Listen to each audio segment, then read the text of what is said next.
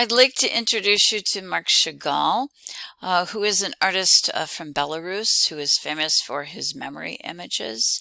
It has been recently brought to my attention that he is Belarusian, and you have some maps over there that'll help you to locate it. When he was born, that was a part of the Russian Empire, but it is independent today. Mr. Chagall will never lose his heritage, though. His paintings will document his memories of his home and of his Jewish heritage as well.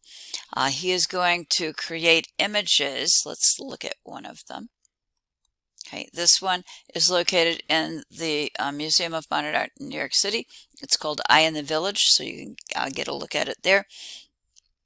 His images are often floating images, and we refer to them as dream images, as if they're memory images from his past that he keeps painting over and over and over again. Chagall is important and is well represented at the Philadelphia Museum of Art, by the way. He is important as a fantasy painter. Fantasy painters like Chagall, and there are others, will help to influence the development of Surrealism.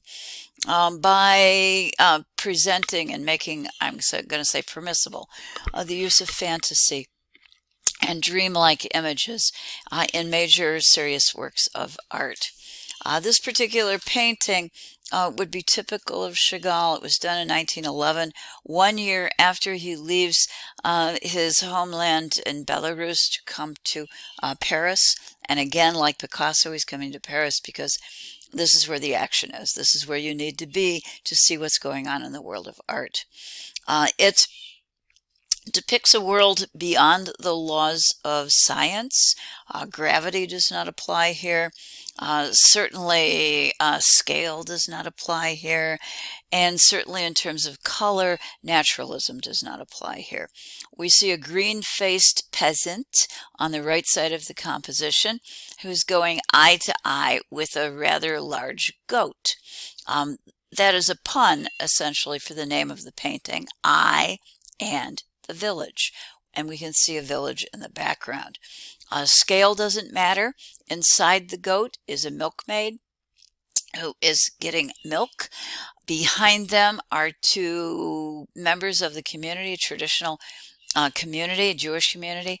One guy has a sickle on his shoulder, and upside down next to him is a female companion.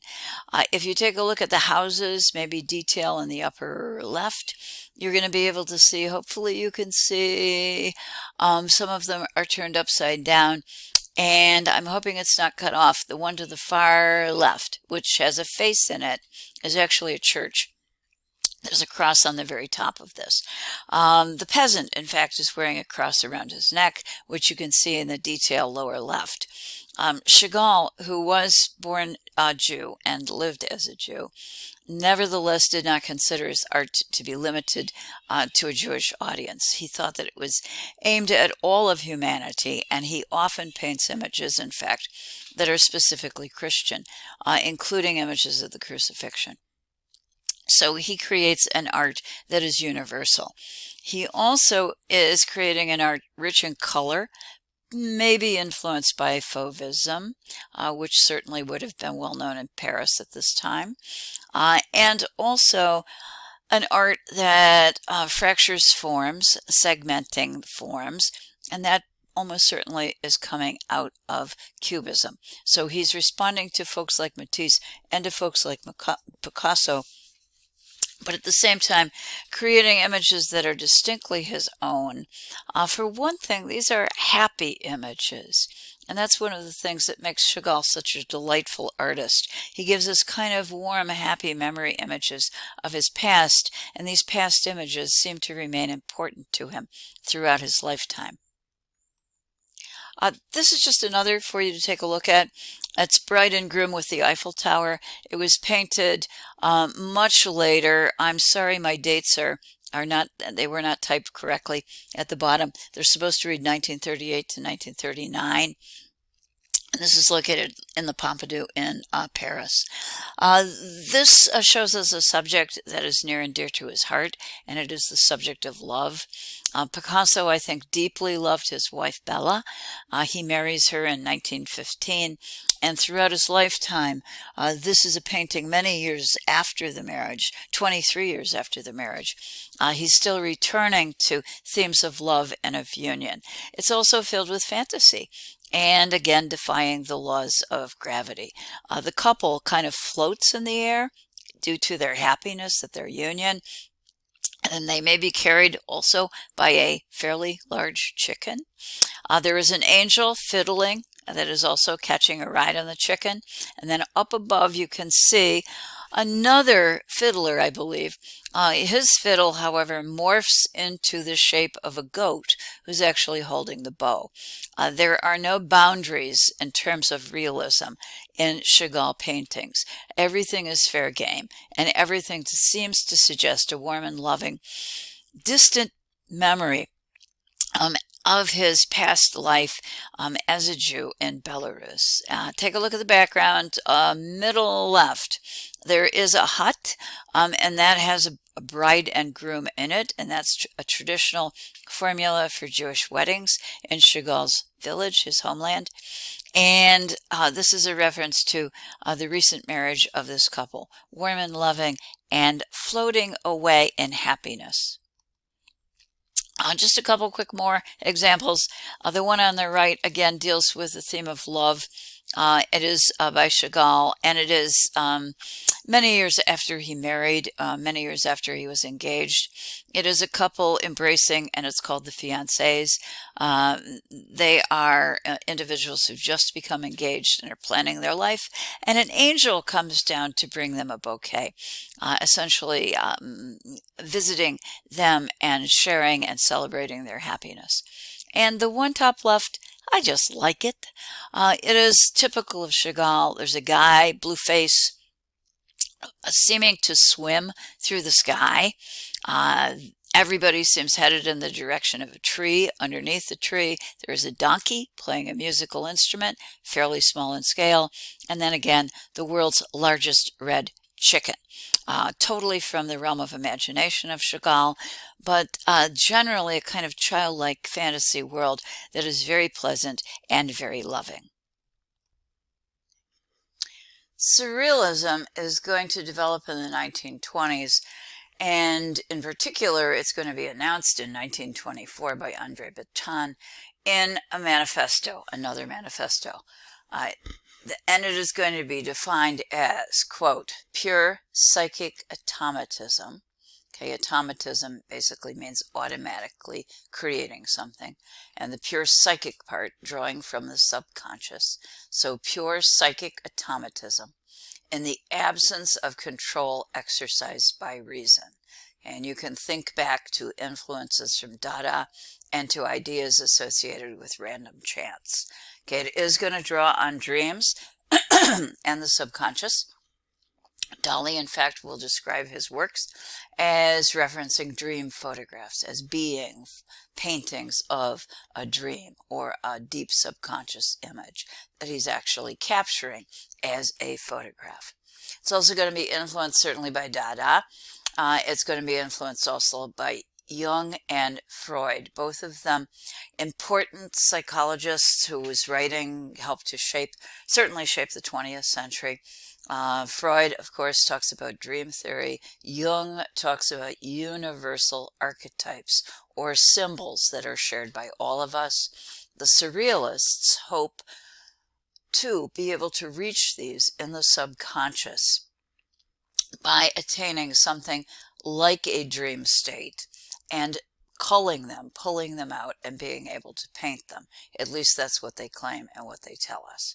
Okay. It draws also on independence, such as Chagall, we looked at him, and another painter, de Chirico, and another painter, Rousseau. This is not the philosopher, this is a self-taught fantasy painter, dying in 1910. Our Dadaists will simply morph over and become surrealists. Folks like Man Ray, it's very difficult to say when his stuff is no longer Dada and when it is surreal. in nature or in style name. Okay. The king of all the surrealists, of course, is Salvador Dali. He is the most famous, and this is his most famous image. Dali was gifted. He can create very lifelike, photographically realistically depicted images that seem to be a total and complete paradox. The images themselves seem photographically real, but on the other hand, they can't possibly exist because they make no sense. They are surreal, beyond reality, beyond what we can understand in our ordinary world. Hey, this is without a doubt his most famous one. It's Persistence of Memory, and it is 2939 in our textbook. It is super famous, but I got to tell you, and this is actually one of the cool things about it, it's really small. It's only about 12 inches long and 9.5 inches high. So it has very fine detailed work in it, and that is one of the qualities that Dali could pull off pretty effectively. He was very, very gifted as a painter when he wished to be. He, in this painting, reflects the surrealist idea of drawing on the subconscious using free association, and he would say perhaps self-induced hallucinations. No, Dali did not take drugs. In fact, Dali claimed, "I do not take drugs, I am drugs." But what he could do is put himself into I'm going to call it a meditative state, where he could see things like the rest of us if we are daydreaming. These images then can be recorded and can be painted. The images that Dali paints also often simply pop into his head like a Dadaist by random chance. In the case, sorry, in the case of this particular painting, he had the landscape done but didn't know what to put in it, and he was munching on some ripe camembert cheese when suddenly it occurred to him in a flash by random chance that what the composition really needed was dripping watches. This is another example of Dali's dream photography. His images are placed in a clear, lucid space. It's as if in many surrealist paintings we've sucked away the atmosphere to reveal a higher reality. Everything is detailed, and it consists of objects that really don't belong together and make no sense at all. One of the elements of the bizarre creation of combined figures, of course, is the fact that the three watches all say different times. Because these images come from the subconscious, they can't be interpreted in terms of traditional symbols, and sometimes it's tough to make ends out of what Dali's paintings mean at all. But in this case, we have some suggestions, I think, that do relate to traditional symbols. The painting, on some level, deals with time and decay. The watches are drooping. There is what appears to be a kind of decomposing jellyfish-like creature that we believe actually to be a self-portrait of Dali in the landscape. There are also very carefully painted details of flies and ants. You can see the fly on the clock that I think reads 10 of 7 or 5 of 7. You can see it in the upper left. The fly is a creature that lands on dead flesh and lays eggs, and the maggots that develop from the eggs will consume the flesh. The ants that swarm the closed watch case also are scavengers, and they too will kill and consume the flesh of living and dead creatures as well. We do know then also the dead tree. Don't forget the dead tree. All of this in a very barren landscape, which seems to have no life left to it. We do know that on some level it deals with time, death, and decay. Exactly what Dali was intending, we aren't 100% certain. It has been suggested that this is a reference to time enduring beyond human experience. In other words, time that outlasts humans, our world, and our existence. There's also a possibility that Dali was thinking that as an artist, how do you beat time? How do you literally bend it to your will, like the watches? And it would be by creating a body of work and placing that body of work in a museum that would continue to promote and remember your legacy. I can't tell you for sure if Dali had that in mind, but I would not in any way be surprised.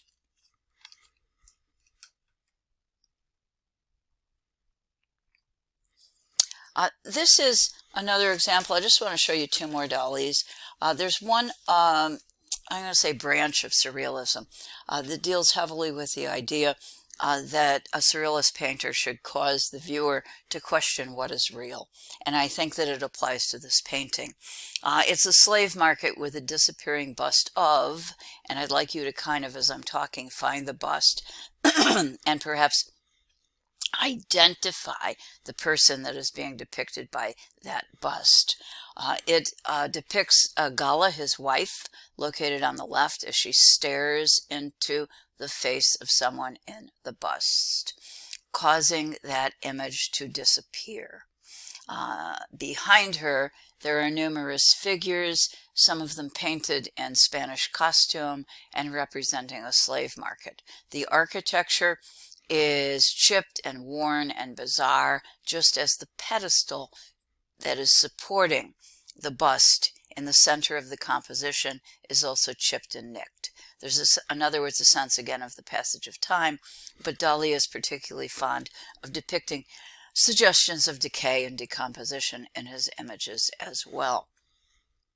This is, from Dali's perspective, a critique on rationality, which as a surrealist he attempted to kill, to get rid of, to turn away.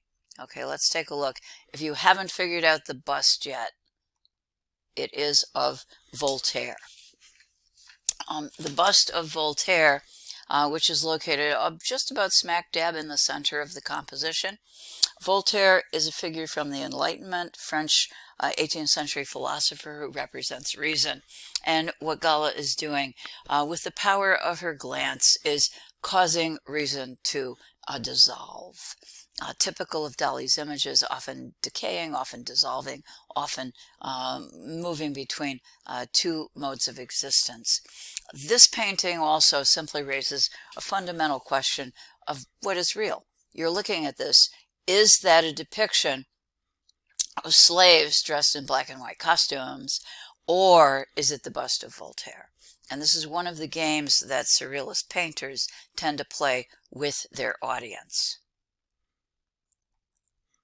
This is another one I'd like to show you because it does it with triple images, and it is exactly the same thing. It's called apparition, and it causes the viewer to question what is real, what in their perception is real. In other words, do you understand reality? There are three interpretations of what this painting represents. And as you look at it, I suspect you've already picked out at least one of these. Let me see if I can use my marker here.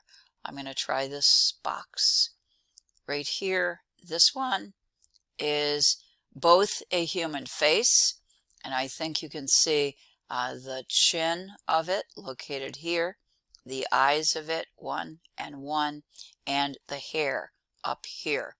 You can also take that image, and instead of seeing a face, the second choice would be to see a vase of pears or a bowl of fruit, if you want to put it that way. The hair on the head then actually can also be read as a bowl of fruit, or specifically of pears.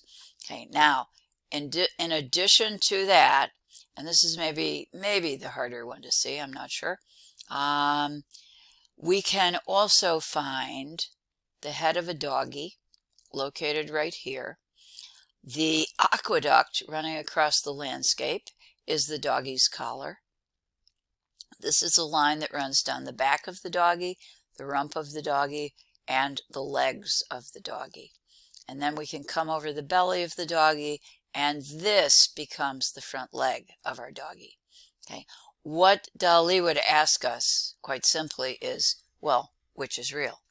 And a number of surrealists, including Magritte, who often gives us word games, including his famous "This is not a pipe" painting, often ask us to question if we know what is real and how we interpret visual reality and sometimes even verbal reality. Okay, one last one. This, maybe. Whoops, I've got to take off my marker first. There we go. Okay, I did want you to see this because this is located in Florida in the Dali Museum, and I suspect that some of you either have seen it or will see it. The image in the distance on the right is what this particular painting looks like from a distance, and from a distance it appears to be Abraham Lincoln. Aha! But up close, not so. It is actually a depiction of Gala in the nude from the rear as she looks out a window. Yes, by her left leg, there is another image of Abraham Lincoln, but it doesn't look like Abraham Lincoln overall when you are standing very close to it. So again, the question of the optical illusion here that is raised is, which is real and what do you count on, and when can you, the viewer, determine reality? And surrealism, in theory, is one of the tools to challenge you to learn to do that.